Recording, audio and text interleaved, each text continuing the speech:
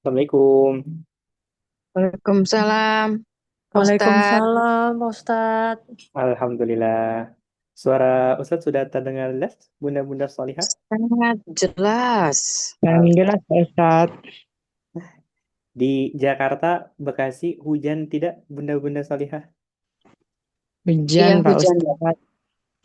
Oh, nggak hujan. Hujan, Pak Hujan. Ustadz. Oh, hujan, kayak gitu ya. Kemarin ngelihat statusnya Ibu Rahma, berjam-jam nggak nyampe-nyampe, Ibu ya. Iya, Ustadz. 4 jam, Ustadz. Oh, 4 jam. Apa karena ada ini, Ibu, perbaikan jalan ya? Emang, Ya, emang, emang lagi macet. iya emang lagi macet banget, Ustadz kemarin. Hujannya Oh, juga angin gitu kan. betul, betul, betul. Ah, ah. Iya, Ustadz. Masya Allah.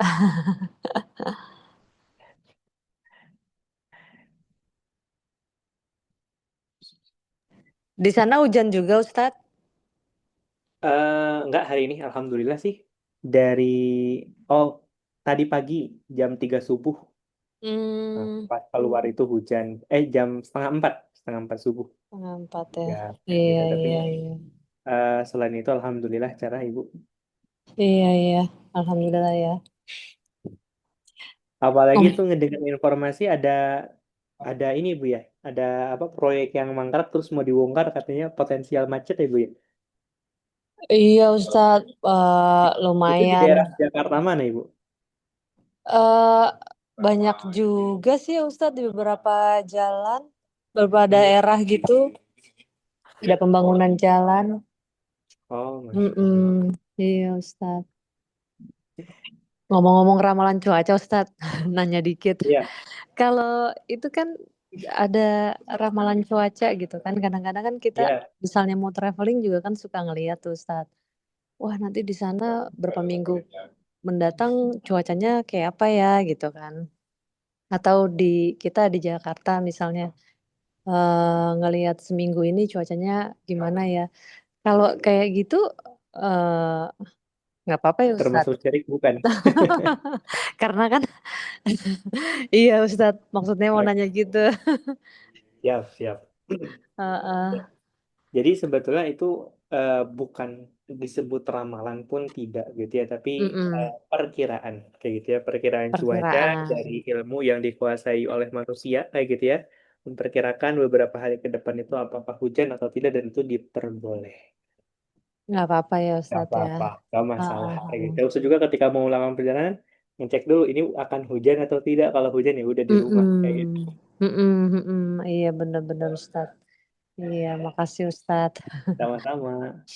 Oke, kita langsung mulai aja ya. Iya Ini boleh Ustadz. Mm-mm. ahlan wa sahlan Ibu Ina ya. Masya Allah. Ibu Ina ada Ibu Ina.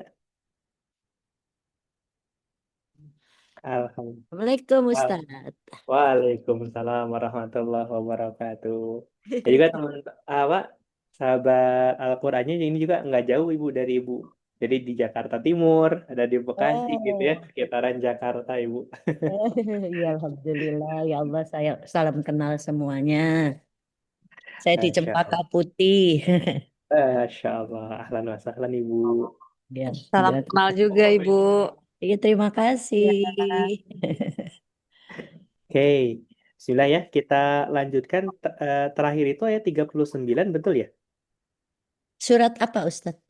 Surah Iya, Al-Baqarah. iya betul Ya, Ustadz. Tiga Sekarang sembilan ya ayat Ustadz. empat ya. puluh. Surah Al-Baqarah ayat 39. Kayak Saya gitu. ikut dengerin deh. Barangkali Bunda-Bunda Solihah mau ininya, PDF-nya Ustaz ada kayak gitu, tapi full Arab mau. Hehehe. Gak ada artinya. Ini enak kalau misalkan lagi buka pakai tab kayak gitu ya. Oh, Nah, iya, iya, pakai boleh, tab boleh. enak bisa dicoret-coret kayak gitu ya. Dikasih tanda. Ini namanya tafsir Jalalain. Ya, Jalala ya. tafsir yang paling banyak dikaji di pesantren kayak gitu ya. Kenapa? Karena ringkas pembahasannya gitu ya, tapi insya Allah mudah untuk difahami. Kalau tafsir Imam Ibnu Katsir itu panjang banget. Yang ringkasannya aja itu ada berapa jilid ya? Terakhir itu seingat Ustaz ada 10 jilid itu tuh udah ringkasan ya. Belum kalau misalkan di-fullkan seperti itu. Oke, ini udah hadir semua ya? Ibu Uci yang justru belum hadir ya. Ini Ibu Sari ini di sana udah jam berapa, Ibu? Udah jam 8 lebih ya? Udah jam 8.42 Pak Ustadz. Masya Allah. Ini Ibu Sari ini dari Indonesia bagian timur kayak gitu ya. Jadi Paling ujung. paling ujung kayak gitu ya. Kita mulai misalkan jam 8, beliau udah jam 10. Kita selesai misalkan jam Iya. 10, beliau udah jam 12. Insya Allah pahalanya paling banyak Ibu ya. Oke, baik kita mulai ya. Bismillahirrahmanirrahim. Rabbi zidna ilma warzuqna fahma birahmatika ya arhamar rahimin. Amin. Baik. Eh, Sahabat Al-Quran yang dimuliakan Allah Subhanahu wa Ta'ala, pertama-tama marilah kita senantiasa bersyukur kepada Allah atas segala karunia nikmat yang telah Allah berikan, Allah limpahkan kepada kita semua. Salat dan salam semoga selalu tercurah limpahkan kepada junjungan kita yakni Habibana wa Nabiyana Muhammad sallallahu alaihi wasallam, kepada keluarganya, para sahabat, tabi'ut tabi'in, dan juga semoga sampai kepada kita selaku pemegang risalahnya ila yaumil qiyamah. Amin. Allahumma amin. Baik, Bunda-bunda solihah, silakan ya dibuka Al-Qur'annya, disiapkan catatannya. Kita akan membahas tafsir dan mentadaburi Quran surah Al-Baqarah ayat ke-40. Kemarin kita sudah membahas tentang bagaimana ya, bagaimana penciptaan Adam, termasuk juga bagaimana keingkaran iblis kepada Allah karena menganggap bahwa dirinya lebih mulia daripada Adam. Namun yang harus kita pahami itu adalah iblis itu tidak iblis itu mengakui bahwa Tuhan itu adalah Allah. Iblis pun taat sebetulnya kepada Allah. Yang membuat iblis itu diusir itu bukan karena dia tidak beribadah kepada Allah, akan tetapi dia menganggap bahwa dirinya lebih mulia dibandingkan Adam. Ada sebuah kalimat yang keluar, khalaqtani min nariw wa khalaqtahu min tin. Engkau telah menciptakanku dari api, sedangkan engkau telah menciptakannya dari tanah, kayak gitu ya. Dan disitulah iblis merasa dirinya lebih mulia. Nah, sekarang kita akan lanjutkan pembahasan tentang Bani Israel. Perlu kita pahami, bunda-bunda solihah, salah satu keturunan yang paling banyak dibahas di dalam Al-Quran itu adalah Bani Israel. Ya, Bani Israel, yakni orang-orang Yahudi. Tentu bukan tanpa sebab kenapa Allah Subhanahu wa Ta'ala menceritakan tentang Bani Israel. Ya, pasti ada hikmah yang bisa kita ambil, ada tujuan kenapa Allah menceritakan banyak sekali kisah tentang pengkhianatan yang dilakukan oleh Bani Israel. Nah, tujuannya apa? Agar kita tidak mengulangi sejarah yang sama, tidak mengikuti jejak-jejak mereka. Nah, dalam Quran surah Al-Baqarah di juz 1 lembar ke-9, Allah Subhanahu wa taala berfirman, "Walan tardo angkal yahudu walan nasara hatta tattabi'a millatahum." Orang-orang Yahudi dan orang-orang Nasrani itu tidak akan pernah ridho kepada kalian hatta tattabi'a millatahum, sampai kalian mengikuti millah mereka. Millah itu apa? Millah itu adalah agama atau ajaran mereka. Ya, mereka nggak akan pernah merasa puas. Mereka nggak akan pernah merasa senang sampai kita itu mengikuti jejak langkah-langkah mereka. Nah, di sini ya Allah Subhanahu wa taala berfirman, qala, ya. Qala rabbi anna yakun. Oh, sebentar. Oh, ini surah Al Imran ya. Pantesan Ustaz tadi nyarinya bingung ya. Ini baru tak, ya Allah, baru sadar. Surah Ali Imran. Kayaknya yang lihat juga bingung. Ini yang dibuka Ali Imran, yang dibahas katanya Al-Baqarah. Kebetulan ada yang talaki sampai Ali Imran. Jadi hancanya di Ali Imran ya. Oke. Bahasa Ustaz kayaknya nggak pernah kenal ayat ini di Al-Baqarah. Oke, kita ini ya. Ayat ke-40. Ya Bani Israel. Wahai Bani Israel. Ya di sini adalah ya nida atau ya seruan. Ya. Siapa Bani Israel itu? Ya. Bani Israel itu adalah aulad Ya'qub. Bani Israel itu adalah anak cucu ya Yakub. Uzkuru, ingatlah kalian ni'mati ni'matiyallati an'amtu alaikum, atas karunia nikmat yang telah kuberikan kepada kalian. Wa aufu bi ahdi ufi bi ahdikum. Ya. Nah, apa kenikmatan yang Allah berikan? Ala abaikum minal inja'i min fir'auni. Ya. Jadi salah satu nikmat yang Allah berikan kepada orang-orang Yahudi itu yang pertama adalah apa? Menyelamatkan mereka dari kejaran Firaun. Ya. Siapa yang menolong Bani Israel ketika Firaun itu hendak membasmi seluruh orang-orang Yahudi? Siapa yang menolongnya? Coba sambil mengecek pemahaman sejarahnya. Nabi Musa. Oke, alhamdulillah ini udah hadir ini Bu Uci ya, alhamdulillah. Nabi Musa, kayak gitu ya. Nah sebetulnya Nabi Musa itu kalau bahasa kitanya tuh nggak mau sebetulnya nolong Bani Israel. Kenapa udah berkali-kali ditolong, bukannya semakin taat kepada Allah, justru semakin jadi-jadi.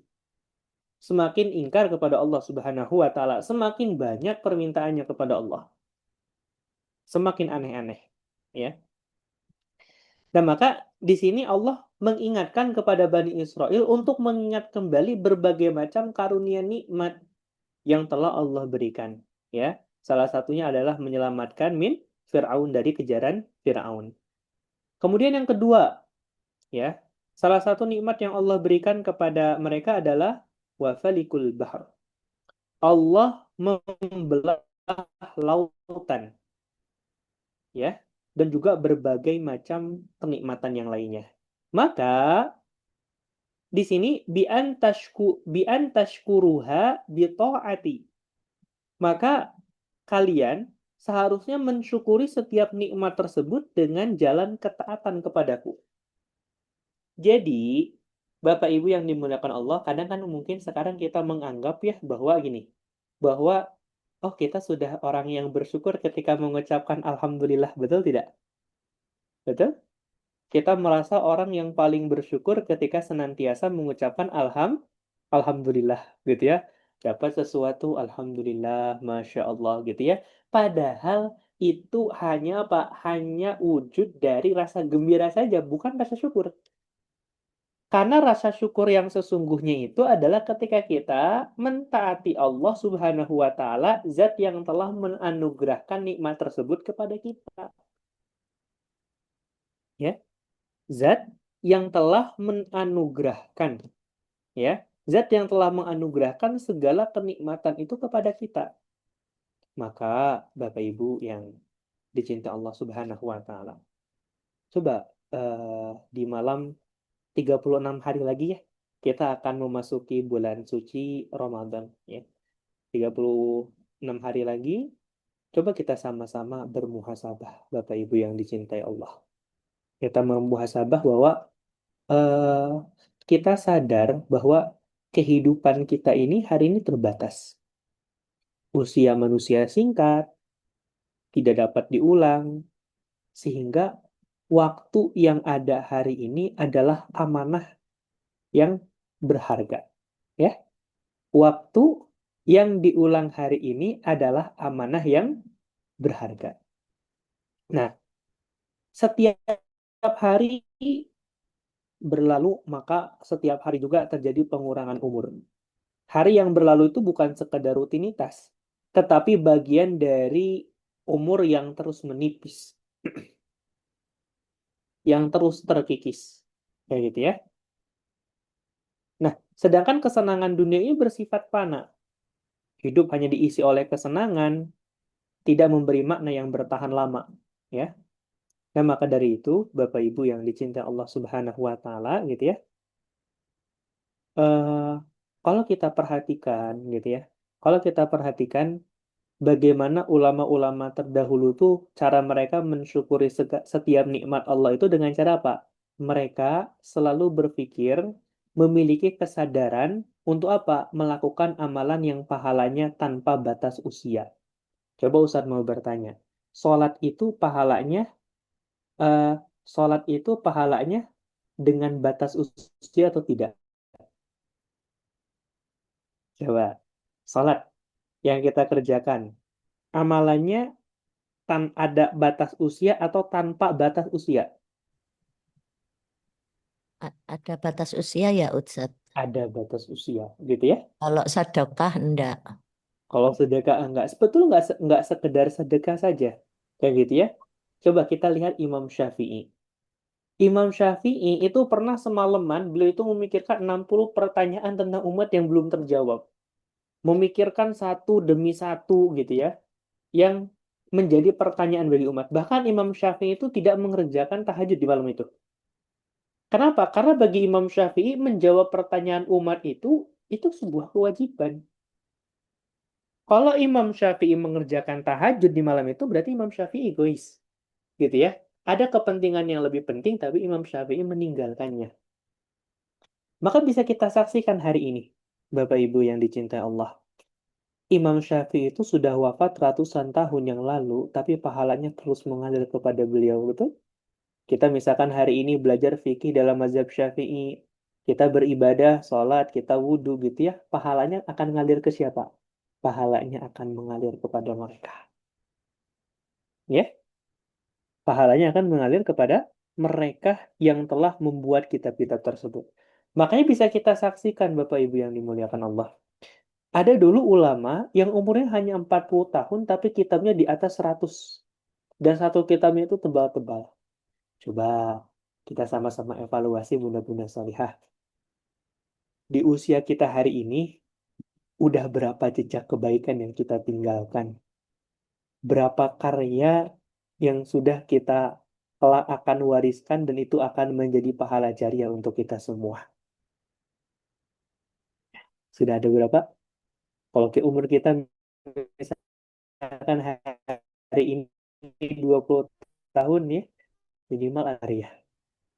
Kalau mungkin hari ini umurnya 40 tahun, 40 karya. Kalau kita mungkin hari ini umurnya 70 tahun, berarti 70 kan? Itu paling minimal. Setahun terbit sekali. Nah, maka dari itu Bapak Ibu yang dimuliakan Allah, ingat bahwa wujud sesungguhnya dari rasa syukur kita kepada Allah itu adalah dengan taat. Apabila terucap di lisan mengucapkan Alhamdulillah, namun amalannya bertentangan dengan ketaatan kepada Allah, maka itu adalah rasa syukur yang dusta. Ya, karena syukur itu nggak bisa dinilai dari ucapan. Ya, syukur tidak bisa dinilai dari ucapan, akan tetapi syukur itu dinilai dari apa? Dari perbuatan.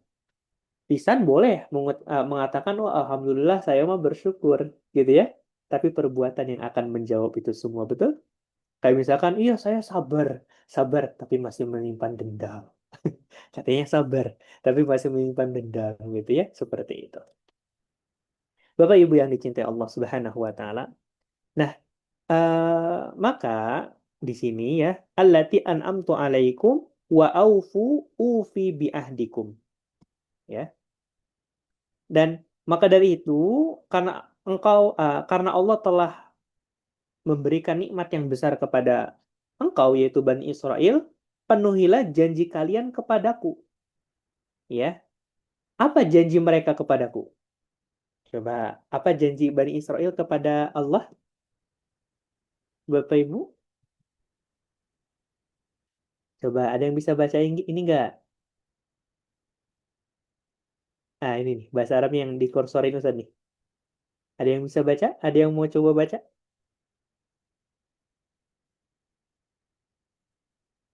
Siapa yang berani baca? 40 ya, Ustadz. Iya, yang ini Bu. Yang Ustadz ini kan. Yang Ustadz kursorkan ini. Oh, kecil-kecil nggak kelihatan, Oh, Ustadz. kecil-kecil. Coba Ustadz perbesar. Nah. Coba boleh dibaca Ibu. Belum berani, nggak ada harokatnya. Nah, Oke, kayak gitu ya. Nggak ada Oh, harokatnya. Huruf gundul. justru karena gundul. Bebas dibaca apapun. oh gitu, Ustadz. Iya, yang penting tanggung jawab kenapa dibaca seperti itu. Waduh. Oke, di sini apa janji ini kan mungkin kita bertanya-tanya. Kalau kita hanya membaca terjemahnya, kita tidak membaca tafsiran, kita bingung apa yang dijanjikan oleh Bani Israel kepada. Jadi Bani Israel itu ketika mereka meminta kepada Allah, mereka berjanji. Apa janjinya di sini dijawab? Alladzi ahidtuhu ilaikum minal imani bi Muhammadin. Ya, ternyata janjinya itu adalah yang telah engkau janjikan kepadaku dulu berupa keimanan kepada Nabi Muhammad sallallahu alaihi wasallam. Ya. Jadi janji Bani Israel itu kepada Allah itu adalah ketika Allah memberikan nikmat kepadanya, maka itulah yang akan membuat Bani Israel itu beriman kepada Nabi Muhammad, akan tetapi mereka mendustakannya. Karena harus kita sama-sama ketahui bahwa di dalam kitab-kitab terdahulu itu gitu ya, di dalam kitab-kitab terdahulu itu disampaikan tentang ciri-ciri Nabi Muhammad, namanya siapa, keturunannya seperti apa, kayak gitu itu disampaikan di dalam kitab-kitab terdahulu.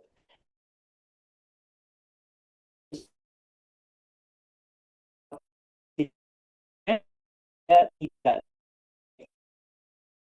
dalam kitab suci itu terdapat kabar tentang kenabian Nabi Muhammad Sallallahu Alaihi Wasallam. Ya, kayak gitu. Ufi bi'ahdikum. Ya, niscaya kalau engkau penuhi janji kalian kepadaku,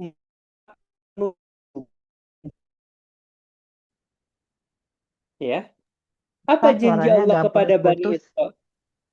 Suaranya putus-putus. Agak Di yang lain putus-putus ya, putus-putus Ustaz. juga. Iya, putus-putus, Ustadz. Oke, sebentar. Kayaknya ini Ustadz pakai hotspot soalnya. Memang beberapa hari ini sinyal itu lagi kurang stabil. Sekarang masih putus-putus atau tidak? Aman, Sekarang Ustadz. udah bagus, Ustaz. Ya, nanti kalau masih putus-putus, Ustadz simpen handphonenya di atas, di atap. Mungkin sinyalnya lebih bagus kayak gitu ya. Oke, tadi sampai mana?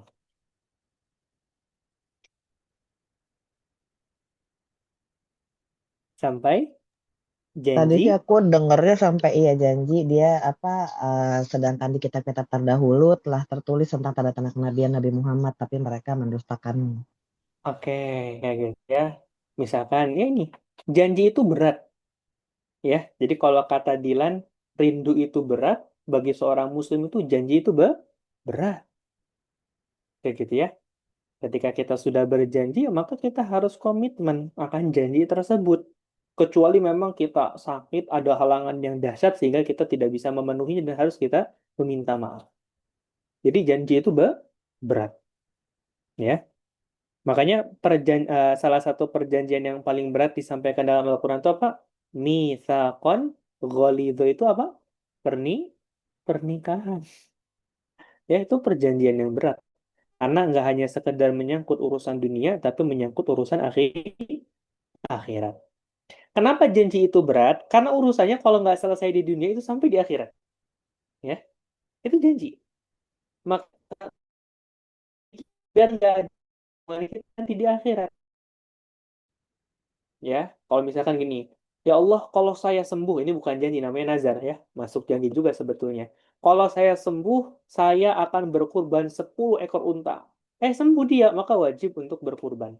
Yang awalnya kurban itu hukumnya sunnah apa? Sunnah muakkad menjadi apa? Menjadi fardu. Wajib baginya. Bapak Ibu yang dicintai Allah Subhanahu wa taala. Nah, Maka janji Allah kepada orang-orang Bani Israel termasuk juga sebetulnya janji Allah kepada kita. Ya, ufi bi ahdikum alladzi ahidtu ilaikum minas sawabi alaihi yadkhulul jannah. Ya, yaitu memberikan pahala kepada kita dan juga memasukkan kita ke dalam surga. Ya, Bapak Ibu yang dicinta Allah Subhanahu wa taala, begini. Bapak Ibu, kita itu diajarkan oleh Allah untuk mendapatkan pintu surga atau pintu neraka.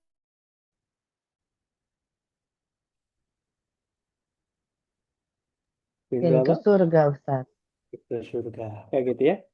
Nah, tapi kenapa banyak orang yang justru melakukan amalan-amalan penduduk neraka? Padahal nggak pernah ditunjukin sama Allah. Ya, kan seharusnya secara logika kita tuh nggak bisa masuk neraka. Karena Allah menunjuki kita jalan menuju surga. Nah, maka ini menunjukkan bahwa segala sesuatu itu kembali lagi kepada kita. Allah sudah memberikan petunjuk kepada kita, yang jadi pertanyaan kitanya mau tidak menerima petunjuk tersebut. Ya, Allah sudah menyuruh kita kepada kebaikan, apakah kitanya itu dalam disebutkan baik? Ini apakah kita taat, apakah kita ingkar, semua pilihan. Namun perlu kita ingat, dalam setiap pilihan tersebut, kita kelak akan dimintai pertanggungjawaban oleh Allah Subhanahu wa Ta'ala. Allah akan menghisab untuk apa mata kita gunakan. Ya, apakah kita gunakan untuk melihat yang halal atau kita gunakan untuk melihat yang haram. Akan menghisab untuk apa kita akan gunakan untuk melangkah ke apakah ke tempat maksiat. Akan menghisap telinga kita. Apakah digunakan untuk mendengarkan kebaikan atau justru digunakan untuk mendengarkan kemaksiatan. Allah akan menghisap juga mulut kita. Apakah digunakan untuk kebaikan atau digunakan untuk kemaksiatan. Suara Ustaz jelas? Bunda-bunda solihah? Putus-putus, Ustadz. Putus-putus, oke. Kayaknya Ustaz harus pindah lokasi dulu sebentar ya.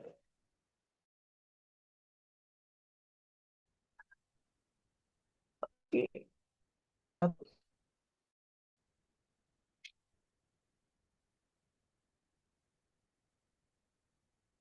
Nah, biar dekat keluar.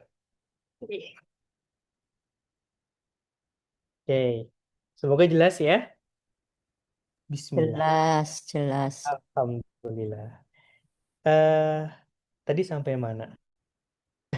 Jadi lupa ya. Jadi ketika Allah akan menghisap semua nikmat yang diberikan pada ya, kita, kayak Allah penglihatan, akan apakah digunakan. betul akan menghisap segala nikmat yang telah Allah berikan kepada kita. Ini ilmunya sederhana, tapi seringkali kita melupakannya gitu. Kita merasa bahwa penglihatan itu milik kita gitu. Kayak gini deh. Misalkan eh Ibu Uci, Ustadz nitip motor punya Ustadz ya di Ibu Uci sebulan gitu. Kira-kira Ibu Uci mau bagaimana? Dijaga kan, betul? Karena merasa itu adalah titipan, betul Ibu? Titipan, Titipan. betul. Dijaga, jangan sampai rusak, khawatir lecet, dan lain sebagainya. Contoh seperti itu. Nah, Ibu Uci, kenapa punya pemikiran seperti itu? Karena Ibu Uci menyadari itu titipan. Itu adalah amanah. Nah, bedanya dengan kita, karena nikmat tersebut nempel ke tubuh kita, kita merasa nikmat tersebut itu punya kita. Padahal itu pun adalah titipan Allah Subhanahu wa Ta'ala. Maka begini Bapak Ibu, ketika Allah mengambil satu nikmatnya dari kita, itu urusan Allah. Karena sesungguhnya itu semua titipan. Dan orang yang dititipkan tidak akan merasa kehilangan ketika titipannya tersebut Allah ambil. Maka dulu ada salah seorang penghafal Quran asal Mesir. Dia itu dari kecil tunanetra, nggak bisa melihat.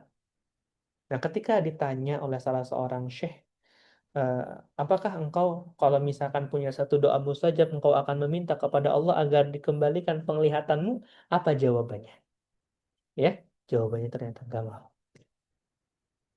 Jawabannya nggak mau. Kalau kita mungkin mau ya, pengen melihat bagaimana keindahan dunia, bagaimana keindahan ciptaan Allah Subhanahu wa taala? Ternyata jawabannya tidak. Ditanya, kenapa engkau tidak meminta agar penglihatanmu kembali? Ketika Allah bisa penglihatan dariku, maka aku berharap Allah ringankan sebagian dari siksanya. Allah ringankan sebagian dari azab, karena aku bersaksi seumur hidupku aku tidak pernah menggunakan mataku untuk melihat kemaksiatan kepada Allah. Maka, Bapak Ibu yang dicinta Allah, nikmat yang Allah berikan kepada kita hari ini itu punya dua sisi. Pertama, kita mensyukurinya karena sedang merasakan nikmatnya, tapi di sisi lain itu bisa menjadi apa? Bisa menjadi senjata makan Tuhan. Ketika kita tidak menyadari bahwa setiap nikmat dalam tubuh kita itu semuanya adalah titipan dari Allah Subhanahu wa taala, Bapak Ibu. Ya, kita gunakan tangan kita untuk apa? Apakah untuk meninju orang atau untuk memberikan kasih sayang, begitu ya? Semuanya akan dihisab. Jadi jangan pernah menganggap bahwa komponen dari tubuh kita ini itu milik kita. Padahal itu semua adalah titipan yang kelak akan kembali kepada Allah. Bukankah kita itu senantiasa berikrar loh. Dalam setiap sholat kita selalu mengucapkan kepada Allah, Inna sholati, sesungguhnya sholatku, wa nusuki, ibadahku, wa mahyaya, hidupku, wa mamati, dan lillahi. Ketika ada orang yang meninggal, kalimat yang ucapkan kan adalah inna lillahi. Sungguh itu sebagai penegas. Lillahi milik Allah. Siapa yang dan sungguhnya ilaihi adanya kepada Allah, jiun kita semua akan dikembalikan. Ya, kita semua akan dikembalikan Bapak Ibu. Jadi salah satu kesimpulan dalam kajian tafsir kita pada malam hari ini adalah jangan pernah melupakan bahwa setiap menempel di tubuh kita, kita berbicara itu nggak nempel, kita merasa itu memang betul-betul titipan. Tapi yang dilupakan itu adalah sesuatu yang nempel di dalam tubuh kita rasa itu adalah milik kita. Ya, nanti akan ditanya kepada lambung. Ya, apakah kita ini masuk orang yang zalim tidak kepada lambung? Coba Ustadz mau tanya bunda-bunda solihah, siapa yang masih suka makan di atas jam 9 malam? Ada? Jam Ada. 10 malam? Ada. Kayak gitu. Itu bagus tidak buat kesehatan? Enggak. Kayak gitu ya. Ingat loh, setiap badan kita ini punya haknya. Dan kelak mereka akan mengadukan itu kepada Allah.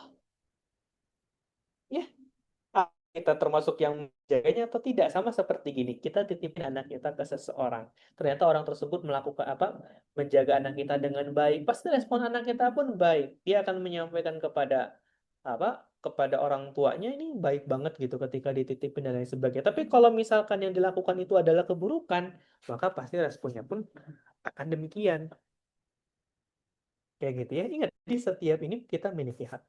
Makanya Bapak Ibu yang dicintai Allah begini, ketika kita minum,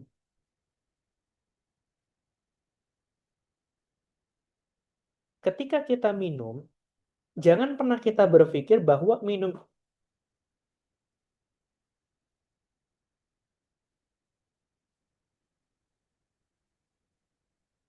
eh,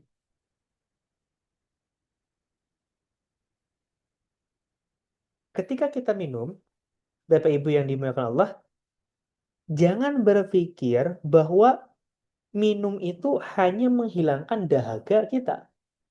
Tapi pikirkanlah bahwa minum tersebut kita niatkan ini memberikan hak tubuh kita untuk mendapatkan cairan, dan itu adalah perintah dari Allah Subhanahu wa taala, maka insya Allah itu yang kelak akan bernilai pahala.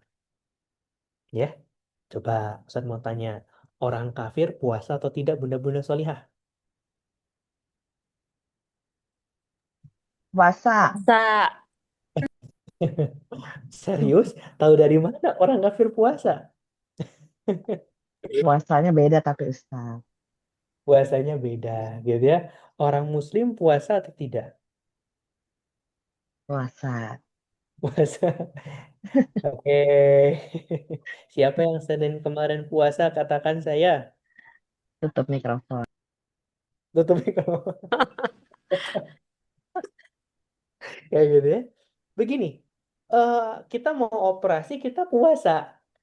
Nilainya pahala tidak? Ya tidak. Karena bukan dalam bentuk ibadah. Tapi kita misalkan puasa. Jadi segala sesuatu itu tergantung niat. Kalau kita meniatkan segala sesuatu untuk ibadah, maka itu semualah yang akan bernilai ibadah, bernilai pahala di hadapan Allah Subhanahu wa taala. Ustaz, tapi pahala mah nggak terlihat. Ya, pahala mah nggak terlihat, Ustaz. Pahala bisa dilihat. Ya, hari ini kita nggak bisa melihat pahala. Tapi kelak nanti di akhirat, dunia yang nggak bisa kita lihat, sedangkan pahala kita lah yang nanti akan kita lihat. Makanya dalam berbagai macam penjelasan dalil itu disebut kelak nanti ada orang yang didatangi oleh seseorang yang pakaiannya serba putih, ya, menariknya ketika dia hendak berzakat, ditanya, kemudian dia bertanya, siapa engkau? Aku adalah bacaan Qur'anmu, aku adalah hafalan Qur'anmu, aku adalah sholat ibadah sholatmu, aku adalah ibadah zakatmu, aku adalah ibadah ketaatanmu kepada Allah, gitu. Seperti itu, ya. Nah, maka Bapak Ibu yang dicintai dan dimuliakan Allah Subhanahu wa taala, wa iyaya farhabun. Ya. Apa artinya? Dan hanya kepadakulah engkau kalian harus merasa takut. Ya. Maksudnya takut di sini apa Bapak Ibu yang dicintai Allah, ya? Maksudnya takut di sini adalah khafuni fi tarkil wafa'i bihi duna ghairi. Ya, hingga kalian tidak berani menyalahi janji itu, ya, janji itu, dan kalian tidak perlu takut kepada pihak yang lain. Makanya Bapak Ibu yang dicintai Allah, kalau kita melihat bagaimana kisah Nabi dan juga para sahabat, Khalid bin Walid itu pernah ada di satu pasukan yang jumlah pasukannya itu kurang lebih hanya seingat Ustadz itu hanya 3.000 melawan 200.000 pasukan, gitu ya. Kafir ketika berada di medan perang yang paling mereka menginginkan itu kemenangan. Sedangkan seorang muslim mau mereka menang, mau mereka mati, semuanya kemuliaan. Makanya Khalid bin Walid ketika dulu membebaskan Baitul Maqdis, membebaskan berbagai macam negeri kaum muslimin, kayak gitu ya. Yang pertama kali Khalid bin Walid itu katakan kepada para penguasanya gitu ya, taatlah kalian kepada Allah, kalau tidak taat maka akan aku hadirkan sebuah pasukan yang mereka lebih mencintai kematian dibandingkan kehidupan. Mudah-mudahan salihah. Ustadz mungkin udah beberapa kali senantiasa mengatakan bahwa kehidupan kita di atas tanah itu lebih singkat dibandingkan kehidupan kita di bawah tanah, Bapak Ibu. Di atas tanah mungkin umur kita 60 tahun. Kalau kita ngikutin umur Nabi kita ya 63 tahun. Lebih lama tentang kehidupan kita nanti di alam akhirat. Nah, maka kehidupan akhiratnya demi kesenangan dunia semata, ya, hanya demi kesenangan dunia yang semata. Nah, maka dari itu Bapak Ibu yang dicintai Allah Subhanahu wa taala, ya, ini satu seksi 36 hari menjelang Ramadan ini, coba kepada diri kita, sudahkah kita termasuk orang-orang yang syukur kepada Allah? Sudahkah kita termasuk orang-orang yang taat kepada Allah? Sudah sejauh mana kita berjuang untuk agamanya Allah? Sudah sejauh apa kita mempersiapkan amalan terbaik sebelum kita mungkin sudah tidak hidup di dunia? Semoga kita akan mempersiapkan bertemunya kita di bulan suci Ramadan. Bapak Ibu, gitu. Kita ini bukan generasi sahabat. Kita ini generasi akhir zaman. Kalau kita melihat bagaimana generasi sahabat mereka menyiapkan Ramadan, mereka menyiapkan Ramadan sebelum. Padahal generasi sahabat itu dijamin kualitasnya oleh Rasulullah. Di sana ada Abu Bakar yang Nabi katakan Abu Bakar fil jannah, Umar fil jannah, Utsman fil jannah. Nggak ada di situ dikatakan Ghifari fil jannah, Ibu Nur Amalia fil jannah, Ibu Kokom fil jannah.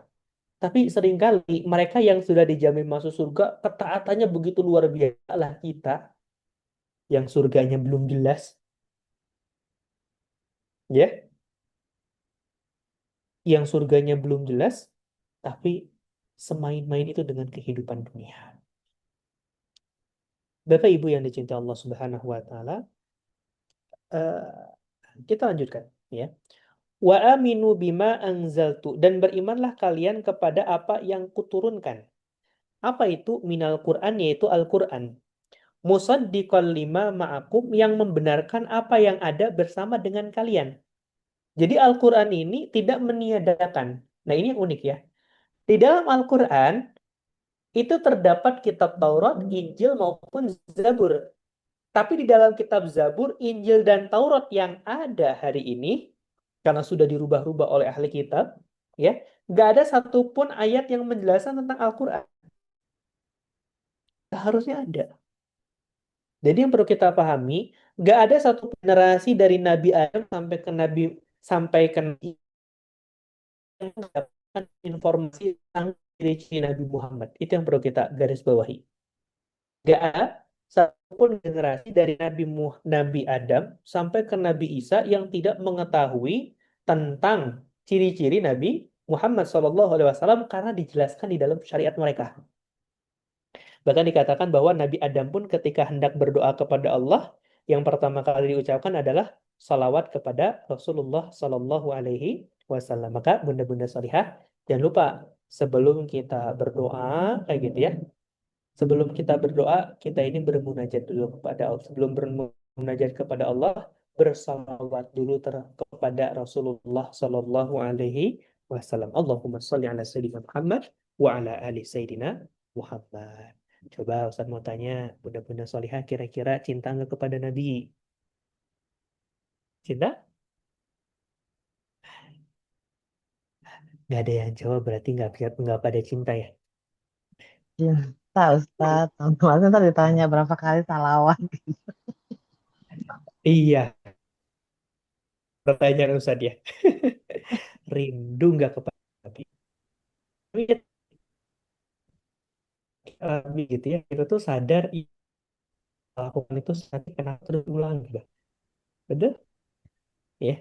Di sini Ustadz hadir bukan untuk menghakimi, tapi yuk kita sama-sama berbenah, Bapak Ibu. Kita sama-sama berbenah gitu ya. Karena setiap hari malaikat maut itu senantiasa mengintai kita.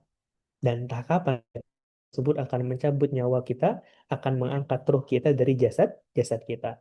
Namun kita berharap semoga ketika malaikat maut tersebut mencabut nyawa kita semua dalam kondisi taat kepada Allah Subhanahu wa taala. Bapak Ibu yang dicintai Allah Subhanahu wa taala.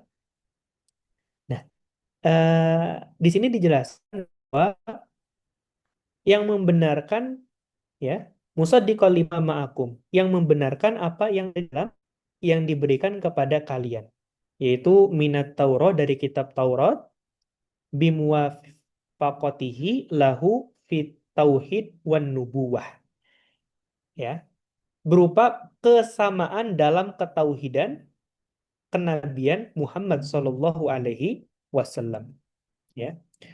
Wala takunu awwala kafirin bih, dan janganlah kalian menjadi orang pertama. Maksudnya apa? Jadi pada generasi awal ahlul kitab, ya, diingatkan kepada mereka tuh janganlah kalian tuh menjadi orang kafir pertama, karena kalian menghapuskan keimanan kepada Muhammad, ya. Sehingga kalau kita tadi berbicara tentang pahala, generasi awal ahlul kitab ini mereka itu sedang mempersiapkan dosa jariah. Ya, sedang mempersiapkan dosa jariah. Dosa yang akan terus mengalir. Hari ini banyak orang Nasrani yang mereka tidak tahu tentang kemurnian kitab ajaran mereka, mereka sesat hari ini disebabkan salah satunya oleh ahlu kitab terdahulu. Maka itu yang disebut dengan dosa investasi. Dosanya akan terus mengalir kepada mereka. Termasuk dulu ketika anaknya Nabi Adam itu yang membunuh saudaranya. Maka ada ulama yang mengatakan setiap terjadi pembunuhan di muka bumi ini, maka dosanya akan mengalir kepada dia. Kenapa? Karena dialah yang pertama kali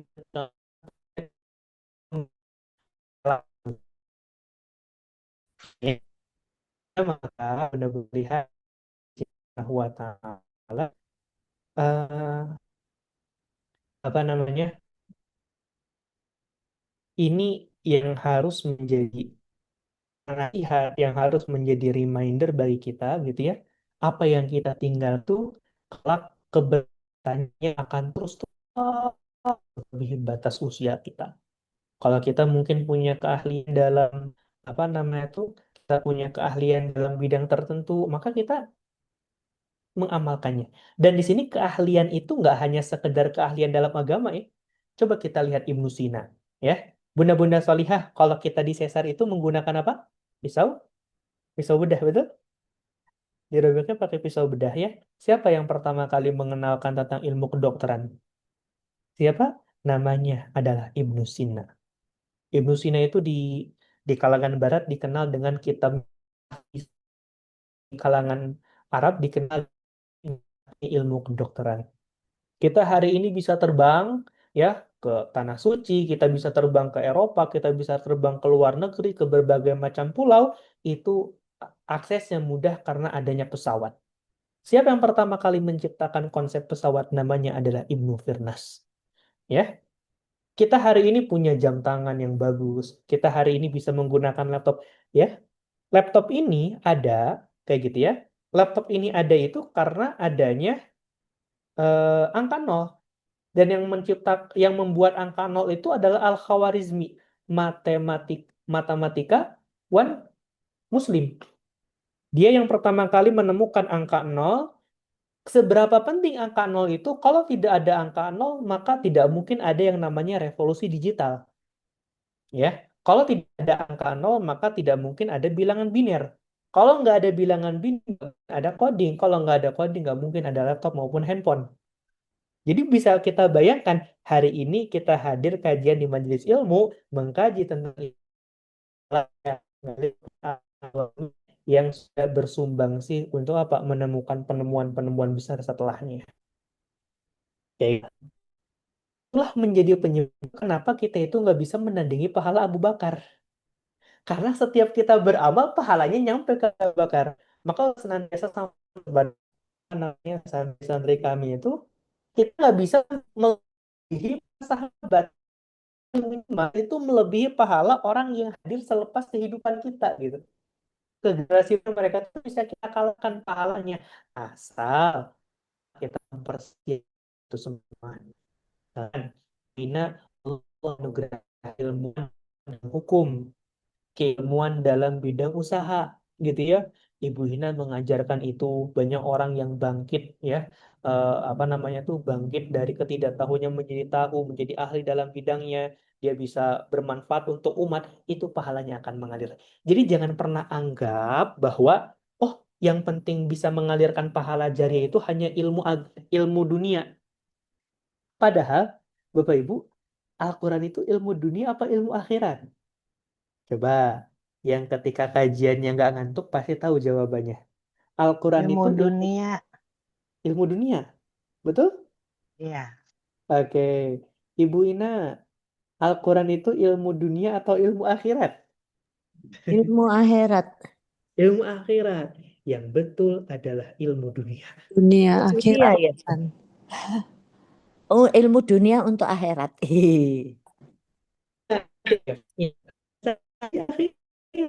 Aturan-aturan yang ada dalam Al-Quran, aturan-aturan yang ada di dalam hadis itu untuk kehidupan kita di dunia. Yes, untuk kehidupan kita di dunia seperti itu. Udah mulai aja, jangan ilmu dunia ini ilmu akhirat. Semua ilmu dunia. Kita mengajarkan matematika itu dunia, gitu ya. Jadi, betul kan khairun nas anfa'uhum linnas. Sebaik-baik manusia itu ada yang paling bermanfaat.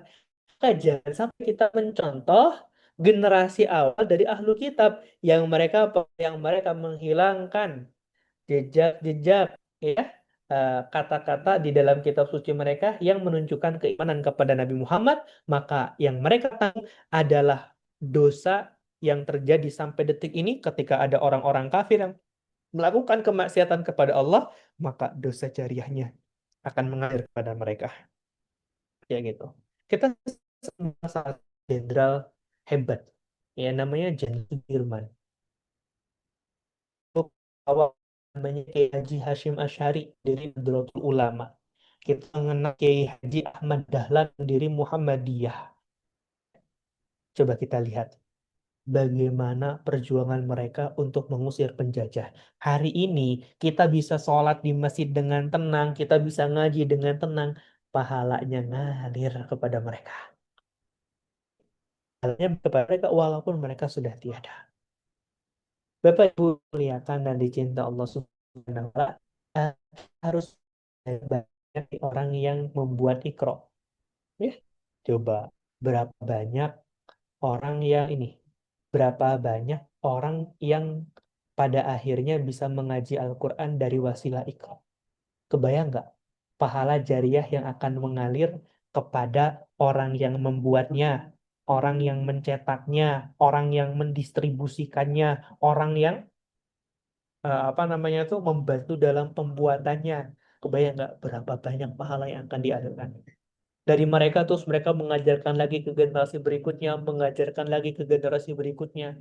Pahalanya itu MLM, ya. Ini mah MLP, multi level pahala. Nah, maka pada itu Bapak Ibu yang dicintai Allah Subhanahu wa taala, ini pelajaran besar yang bisa kita ambil. Wala tashtaru bi ayati tamanan qalila, ya. Nah, di ini Allah Subhanahu wa taala berfirman, wala tashtaru, janganlah kalian jual. Maksudnya jual itu apa? Kayak gitu ya. Mana di sini? Tashtaru, janganlah kalian jual, tastabdilu, kalian tukar bi ayati, ayat-ayatku, allati fi kitabihim, ya. Ayat-ayatku yang di dalam kitab suci tersebut terdapat sifat-sifat dan ciri-ciri Nabi Muhammad, tamanan qalila, dengan harga yang murah. Kayak gitu ya. Maksudnya gak ada harga yang menanding itu semua sebesar apapun. Artinya apa? Jangan pernah kita menutupi kebenaran, walaupun pahit untuk menyampaikannya, ya. Walaupun pahit untuk menyampaikannya, kayak gitu. Kalau itu misalkan kebenaran, maka katakan sepahit apapun itu. Itu konsekuensinya. Karena saya pernah ajarkan orang yang berdiam diri ketika mereka yang tahu dapat pahala. Orang yang diam diri ketika melihat kemaksiatan disebut dengan apa?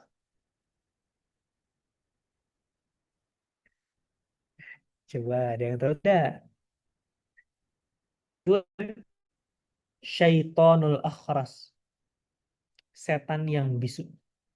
Sedangkan setan, apa namanya tuh, orang yang mengajak orang lain kepada kemaksiatan disebut dengan syaitonun natiq, setan yang bisa bicara. Maka Ustaz kasih penawaran kepada bunda-bunda solihah, pilih jadi setan yang bisu atau setan yang bisa bicara. Setan yang infak nggak ada Ustaz. Nggak pilih dua-duanya. Gak mau Iya, nggak pilih dua-duanya. dua-duanya Untuk sama jadi Maka setan. betul. Kalau nggak pilih dua-duanya hanya satu. Man kana yu'minu billahi wal yaumil akhir falyakul khairan aw liyasmut. Barang siapa yang beriman kepada Allah dan hari akhir, falyakul khairan, maka katakanlah yang baik, aw liyasmut, atau diam. Ya, atau diam. Bapak Ibu yang dicintai Allah Subhanahu wa taala, sebagai penutup di pertemuan kita pada kesempatan malam ini, wa iyaya fattaqun, ya. Tujuan maksud dari itu semua adalah apa? kepada Allah lah kita harus senantiasa hanya kepada Allah lah kita harus senantiasa taat. Artinya apa? Tidak ada yang berhak ditaat, tidak ada yang berhak ditaati oleh kita ketika mereka tidak mentaati Allah. Apapun perintahnya, dari siapapun perintahnya, apapun arahannya, ketika hal tersebut tidak atau bertentangan dengan hukum Allah, maka berlakulah kaidah tidak ada ketaatan kepada makhluk dalam kemaksiatan kepada Allah Subhanahu wa Ta'ala. Ibu yang cinta Allah, di pertemuan kita malam hari ini kita belajar tentang arti syukur yang sebenarnya bukan dari kita mengucapkan alhamdulillah dalam setiap nikmat, tapi ketika kita menggunakan nikmat tersebut untuk ketaatan kepada Allah. Yang kedua adalah tentang apa? Tentang MLP, multi level pahala, dan MLD, multi level. Orang-orang kafir menggunakan MLD, multi level dosa. Mereka menyembunyikan kebenaran hingga pada membuat generasi berikutnya sesat karena terhalang kebaikan, ya, disembunyikan kebaikannya, maka itu yang akan menjadi dosa jariah. Sebagai seorang muslim, kita senantiasa menumpuk pahala jariah agar kita ketika istirahat nanti kita bisa beristirahat dengan tenang, namun pahala jariah itu kepada kita semua. Allahu a'lam bishawab. Bunda-bunda solihah, nanti insya Allah di pekan depan kita akan lanjutkan ke ayat 40-42. Selanjutnya silakan, barangkali ada yang mau ditanyakan dulu. Tafadhol. Ada yang mau ditanyakan, ada yang mau ditambahkan, boleh. Oke, ada Ibu Nila Zahra sudah raise hand. Silakan. Assalamualaikum Ustaz. Waalaikumsalam warahmatullahi wabarakatuh.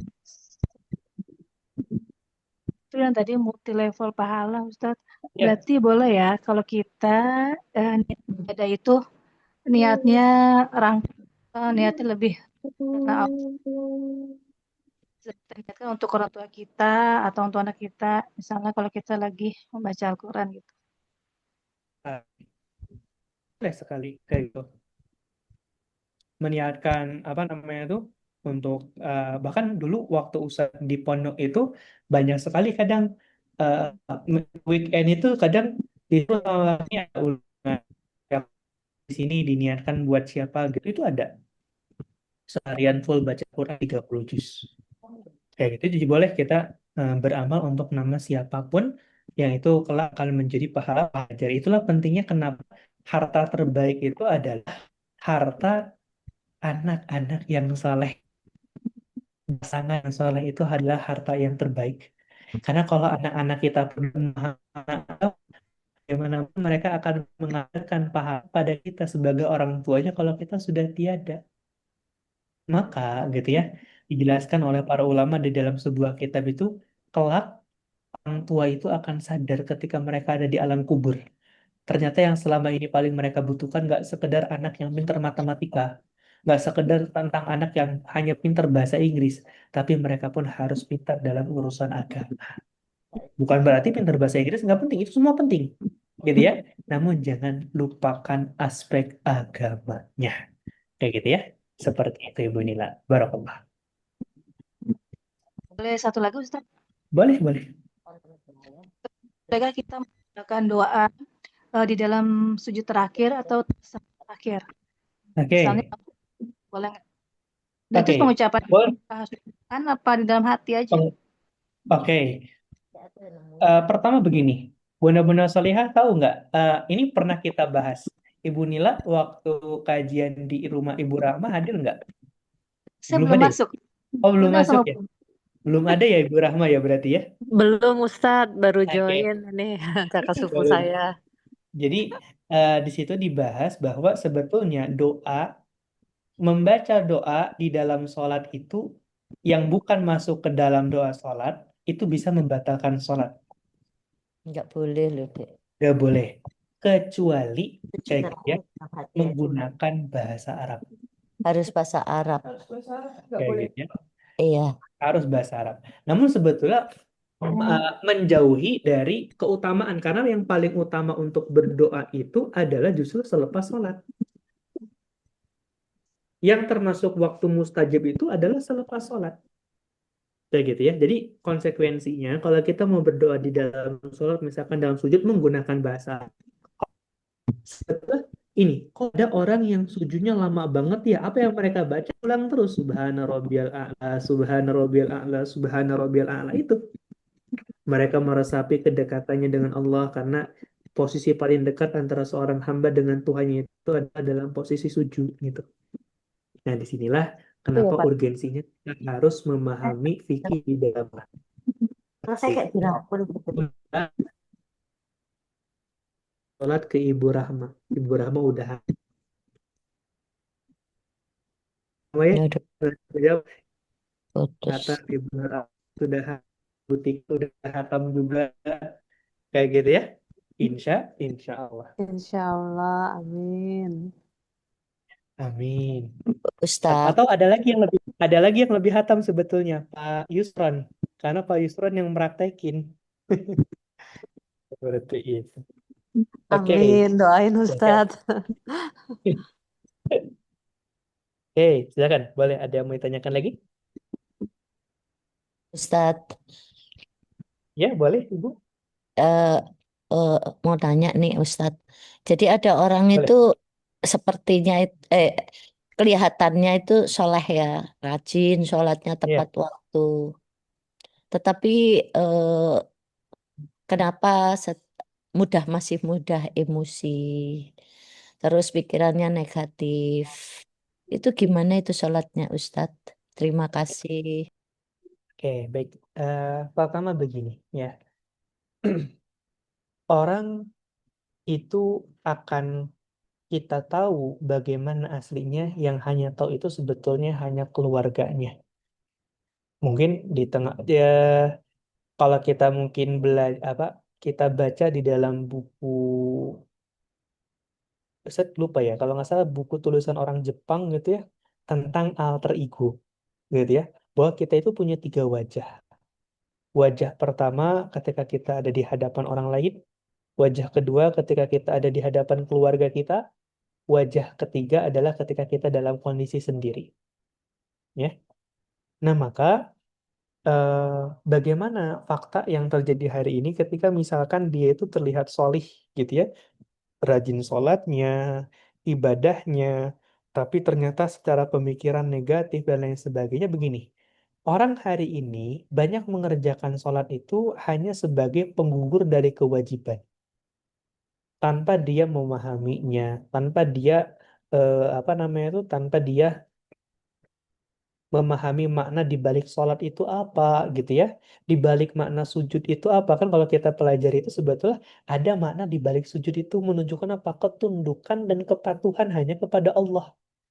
Kedua, ketika kita sujud itu kan wajah kita itu menempel kemana, ke tanah, yang mana tanah tersebut adalah komponen komponen dari tubuh kita, karena tubuh kita itu terbuat dari tanah liat kayak gitu, untuk mengingatkan bahwa kamu tuh bukan siapa-siapa, ada Tuhan kamunya, tanah, yang dimana tanah itu semahal-mahalnya tanah tetap diinjak kayak gitu. Lalu bagaimana cara kita menyikapinya pada orang-orang seperti itu gitu ya? Pertama kita harus berikan kekuatan kayak gitu ya. Kita harus motivasi dia. Tentunya kenapa gini? Bunda-bunda Soleha mungkin udah berapa kali menghatamkan Quran, tapi ketika nggak memahami maknanya, pernah nggak sih merasa hambar? Pernah nggak? Berapa kali Quran, tapi kita nggak paham gitu maknanya, hambar nggak? Gambar. Dalam hambar ya. Dalam soal kayak gini aja, Ibu Ina mungkin ketika membaca buku tentang hukum, Ibu Ina sangat memahami betul kayak gitu ya, karena Ibu Ina memahami bahasanya, gaya bahasanya seperti itu. Nah, maka yang harus kita rubah pun adalah apa? Kita harus ditambah apa namanya tuh? pemahaman kita tentang ibadah, kayak gitu ya. Nah, adapun tadi orang yang seperti ini itu menunjukkan gini. Ada kan orang yang mengatakan gini ya, oh kamu percuma sholat gitu ya, tapi kamu masih emosional. Kamu percuma sholat gitu ya, tapi kamu masih nggak nutup aurat gitu ya. Ustadz kurang setuju dengan perkataan seperti itu. Ya, karena begini, jangan sampai karena satu kemaksiat, satu keburukan itu menutupi kebaikan yang lain. Dia menjadi rugi itu urusan lain. Tapi yang penting kita gitu ya, kita memuji amal baiknya dan kita memperbaiki keburukannya. Sahabat Al-Quran gitu ya, Ustadz gitu ya. Misalkan Ustadz nih pulang gitu ya, naik Grab atau apa gitu ya di jalan itu. Itu ngobrol sama itu. Ya ngobrol banyak gitu ya. Terus pernah kemarin kemarin baru minggu lalu, Ustadz apa namanya katanya tuh.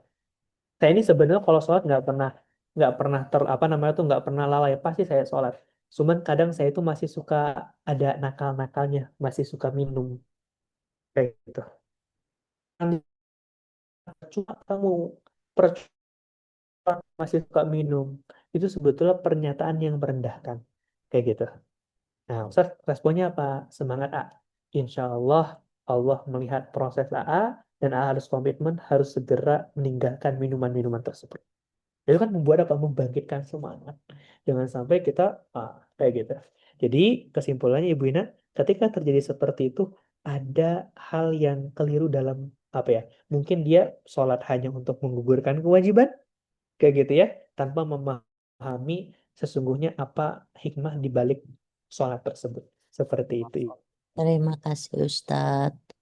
Sama Ibu. Oke, baik. Bunda-bunda salihah yang dicintai Allah Subhanahu wa Ta'ala, ya, mungkin untuk kajian kita di malam hari ini kita cukupkan dulu ya sampai di sini. Jadi selepas ini Ibu Uci sudah siap setoran Ibu Uci?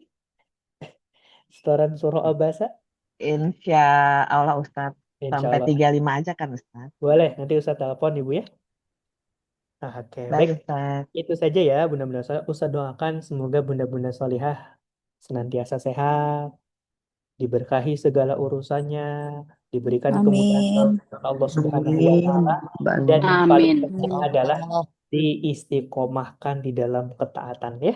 Hari ini kita dalam kondisi Amin. baik, semoga ketika Allah memanggil kita pun dalam kondisi baik. Amin ya Allah ya Ya Rabbal Amin. alamin. Amin. Ya Allah. Baik, kita Amin. coba dengan bersama-sama mengucapkan hamdalah, alhamdulillahirabbil alamin. Alhamdulillah Alhamdulillah ya ya Rabbil Rabbil alamin. Alamin. Dan juga doa kafaratul majlis subhanakallahumma wa bihamdika asyhadu an la ilaha illa Asyhadu anta an la ilaha illa astaghfiruka wa anta. atubu ilaik. Billahi Alhamdulillah. taufiq wal hidayah. Assalamualaikum warahmatullahi wabarakatuh. Waalaikumsalam Waalaikumsalam Waalaikumsalam warahmatullahi warahmatullahi Banyak wabarakatuh. semangat wabarakatuh. dan semuanya. Terima kasih semuanya. Sehat sehat. semua.